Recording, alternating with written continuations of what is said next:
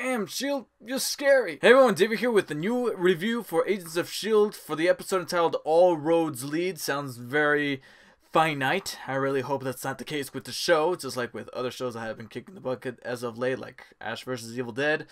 That's a shame.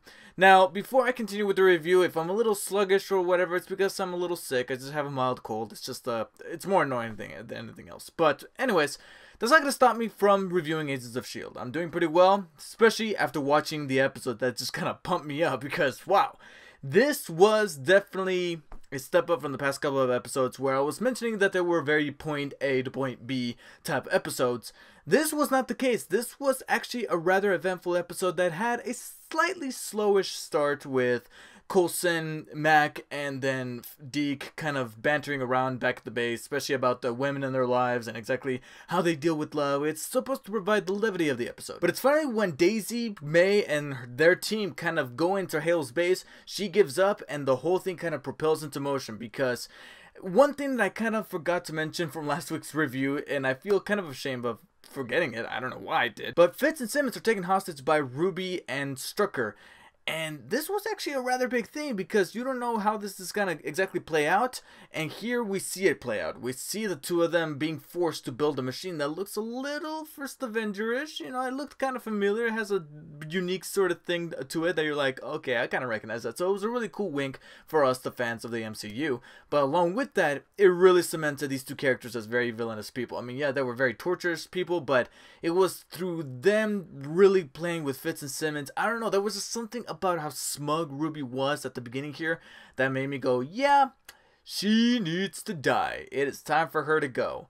But then S.H.I.E.L.D. playing with my aversions and subverting my expectations. Because as soon as Hale is able to kind of somewhat merge with the rest of the S.H.I.E.L.D. team, they go and break into this base. And here is where the shit goes down. Here's where we're crossing between two different parallels that are really culminating in a very tense moment. I don't want to say I hate it, but I love it when shows do these things because it just keeps me on edge the entire time without any kind of a break for me to catch my breath. Because as soon as Ruby jumps into the machine, she gets infused with the gravitonium. Gravitonium that is now housing the consciousness of both Quinn and that guy, that scientist, I can't remember his name. But way to go for the show to be able to utilize two somewhat unknown characters from all the way back from season 1 and then use them in probably the most threatening way possible. This actually delivered more of a very psychological threat than even probably Cassius did during the first half of this season. That's not to say that Cassius was a bad character. He was good, but it was something about how viral and symbiotic this gravitonium was practically becoming. It was almost like the MCU's answer to the symbiote that Sony still has the rights to. This is kind of like them trying to give the gravitonium that kind of feel, that kind of approach, and they kind of cemented that here in this episode because we saw the effects of the gravitonium having on Creo up until this point. So we saw him kind of go crazy with his mind, but then once Ruby gets injected with this, especially with the very genetically engineered personality as she is, you know that was going to spell trouble, and trouble comes a knocking where you see what her capabilities are going to be now that she's infused with the gravitonium. As soon as she crushed Strucker's head, that was fucking gnarly. We live in a world where we have more blood and brutal kills on Agents of S.H.I.E.L.D. than The Walking Dead. Yeah, I just finally watched the finale. Okay, no spoilers for those of you who have not caught up on The Walking Dead, but let's just say that there's certain wounds and throat slashes where there's barely any blood now in The Walking Dead only because they don't want to upset people after that season 7 premiere. And here's Agents of S.H.I.E.L.D. not giving a shit and still managing to get a TV-14 rating. So beyond that point, that's where I was like, oh my God, we are not fucking around. They just axed off a character who has been there for the past half of the season, and now we're moving forward with some points where I felt like Fitz and Simmons could possibly be in danger, maybe, sort of, I don't know, could be, and then Hale's there, and then just tension is just very, very thick. It's very, very, very tense and very, really, I don't know how else to put it, except intense. Intercut with this is something that we were kind of left with at the end of the last week's episode, which is Talbot going rogue. At first, I thought that maybe he was doing something because, oh yeah, I gotta save my family or whatever.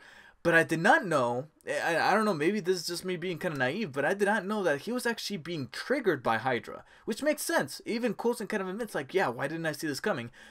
Under the 6 months of torture that he was with Hydra, he got programmed or brainwashed just like Winter Soldier did. It's their shtick. It's the thing they're going to do. So it makes sense for Talbot to be going around and doing things at a psychologically tormented level to try to do this mission of kidnapping Robin out of the complex. And this led to a scene that had me on edge just as much as the other stuff with Ruby and everybody else in that compound did, because I for a second legitimately thought that maybe they were going to kill off Talbot. I mentioned this in last week's episode where he has some kind of redemptive arc to undergo, and maybe him putting the gun to himself as opposed to Robin or Coulson was the moment for me that made me go, oh shit, don't do it. Because this was a very compelling character who they gave a really good arc to and a really good winning personality that made me go, wow, you went from very uptight douche to a very uptight but laughable and yet also really winning character. And to see him turn the gun on himself, I was legitimately fearful for him. So I'm glad to see that he got iced. How they're going to handle him? Maybe the same kind of way that the MCU is currently doing right now with Bucky. So I'm curious to see how Coulson is going to be able to maneuver this thing. And then finally, the episode delivered one more shocker. This shocker, I'm a little bit on the fence though.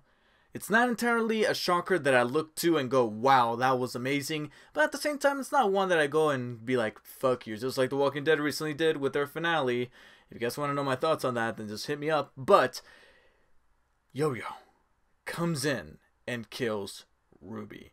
And initially, I did think to myself, that's a little reckless. Okay, we've seen this kind of thing be done with a character like that in various other movies and TV shows where they do that thing that you go, why did you do that? Why did you, like, I know where you were kind of coming from. Maybe it's from an act of revenge because she took your arms and stuff like that. And that could still be put kind of into question as to what her motives were to kill Ruby there at the end.